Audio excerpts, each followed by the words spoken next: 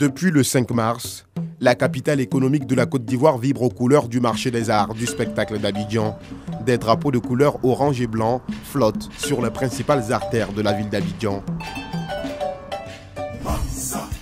Le Massa, événement biennal pour promouvoir la culture africaine et célébrer le panafricanisme à travers des spectacles et des représentations artistiques. C'est le cas de cette pièce théâtrale dénommée « On ne lâche pas l'affaire » qui retrace l'histoire des pleureuses, des personnages énigmatiques dans nos contrées. Qui va pleurer le cadavre? Qui va pleurer le cadavre? C'est quelle histoire ça? Vous êtes habité, c'est laquelle de ça vous pleurez? Elles sont organisées en équipe professionnelle, elles ont quelquefois des costumes, elles viennent mettre de l'ambiance, comme elles disent, à des funérailles.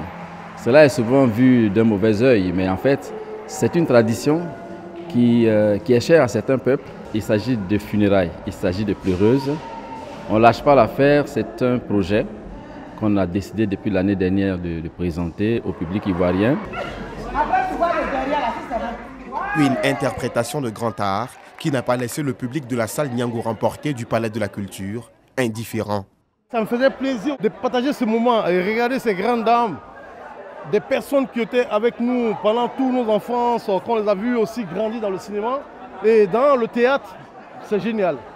Une pièce jouée par des comédiennes expérimentées qui voulaient, à travers ce spectacle, faire passer un message. Et quand tu vas leur demander là, elles vont te dire qu'elles sont sapées. Attends, je vais voir. Hé, chérie! Madame! Oui, vous êtes tapée, hein?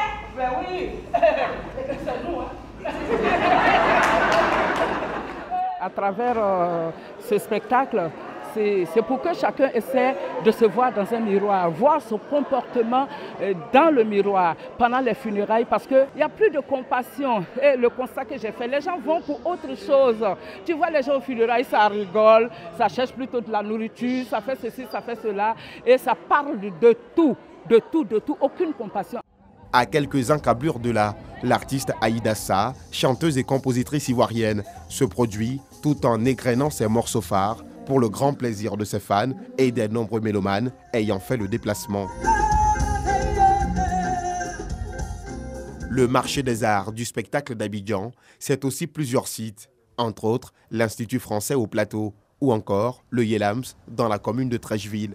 Sur ces sites, des artistes venus du monde et spécifiquement de l'Afrique ont la chance de montrer leur savoir-faire. Une opportunité pour des disciplines peu connues du grand public, comme le slam ou encore le conte, d'être mises en exergue. Parlant de conte, Floppy Mendoza, conteuse ivoirienne que nous avons trouvée en pleine répétition, est visiblement très heureuse de participer au Massa 2022. Conteuse professionnelle, elle prépare son spectacle prévu dans quelques heures à l'Institut Goethe dans la commune de Cocody. On avait déjà fait une première représentation. On a eu le temps de regarder la vidéo pour voir ce qui a marché, ce qui n'a pas marché. Donc il fallait impérativement faire une autre répétition avant le spectacle de ce soir. À quelques minutes de son spectacle, un rituel s'impose. Je suis vraiment stressée et puis bon, j'espère que tout va bien se passer. Sa Majesté. La fille, elle a grandi. Laissez votre fille, elle va se marier. Et Sa Majesté, je vous en supplie, mettez un peu d'eau dans votre Nyamankoudjila. Elle ne cache pas sa joie après une heure de spectacle et félicite le public pour son soutien.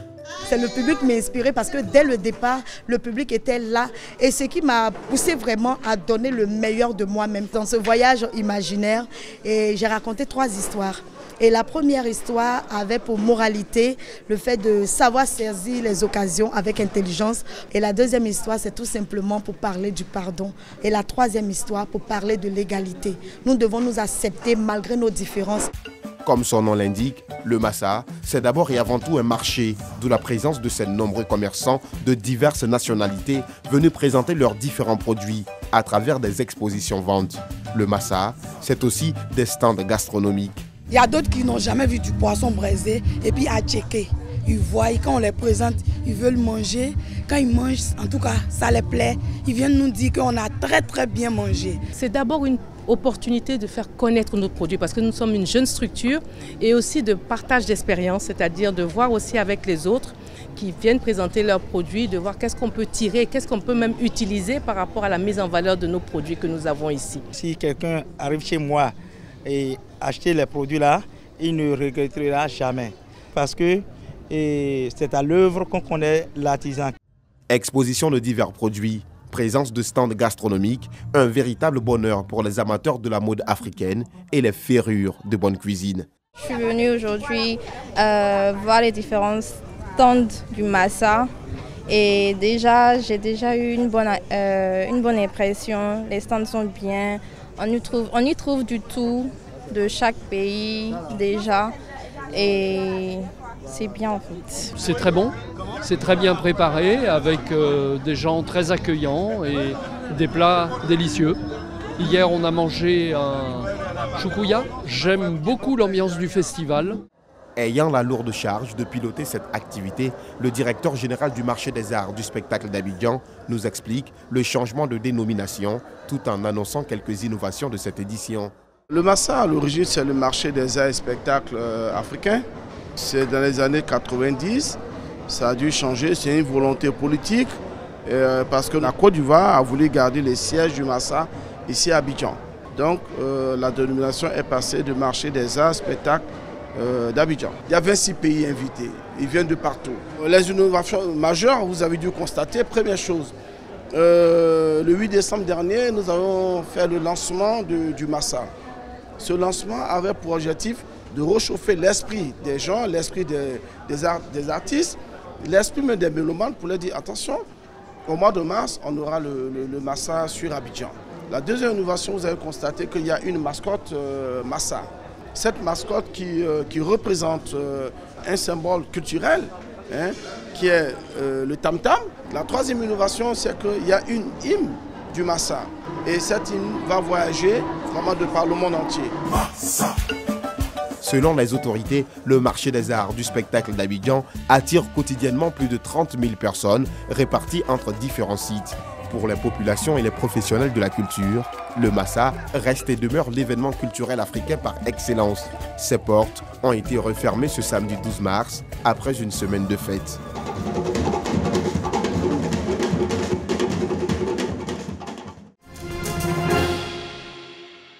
Ils sont tous réunis ce soir pour assister au gala de clôture du Ivoire Black History Month. Ce gala met ainsi fin à un mois de célébration des grandes figures de la résistance ivoirienne à l'époque coloniale. Le gala, en fait, c'est l'apothéose de 28 jours de célébration, vous savez, le mois de février durant. Et il nous permet en fait de pouvoir remercier l'ensemble de nos bénévoles. Et par-delà, nous sommes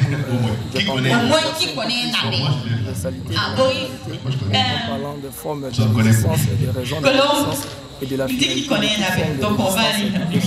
au niveau de l'être. À l'initiative de ce gala, un groupe de jeunes web activistes qui militent pour la restauration de l'identité noire africaine. Bien sûr, tu parles de leur parce que Superman, ce sont ces personnes-là, ce sont ces dessins animés, ces héros-là qui bercent leur enfance à l'aide des parents et tout. C'est ce que la télé montre. Plus loin, de construire l'avenir, mais sans oublier nos racines. C'est intéressant d'être ici aujourd'hui, ce soir, pour honorer les résistants ivoiriens qui ont lutté pour nous et pour notre liberté. Le Ivoire Black History Month, c'est aussi des prestations artistiques et plusieurs panels sur l'histoire de la résistance ivoirienne.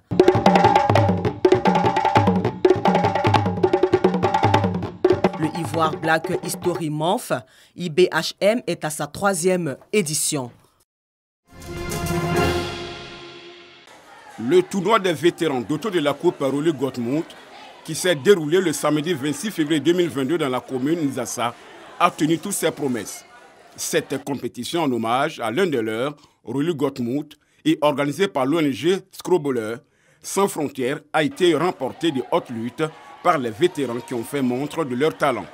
Ainsi, Nguessan Sartuné et Miss Fabiola se sont adjugés le trophée de cette édition. Pour nous, c'était de rassembler ces personnes qui se sont perdues de vue, qui aujourd'hui pourront renouer ces liens, de sorte que nous puissions continuer à promouvoir le Scrabble en Côte d'Ivoire et profiter pour préparer la relève qui s'annonce déjà, je dirais bien, avec des exploits que nous avons au sein des jeunes. Et c'est aujourd'hui un honneur de nous retrouver après toutes les différentes crises, et afin de pérenniser le Scrabble. On a un championnat d'Afrique dans 2 mois Et 2 mois après encore, on aura le championnat du monde.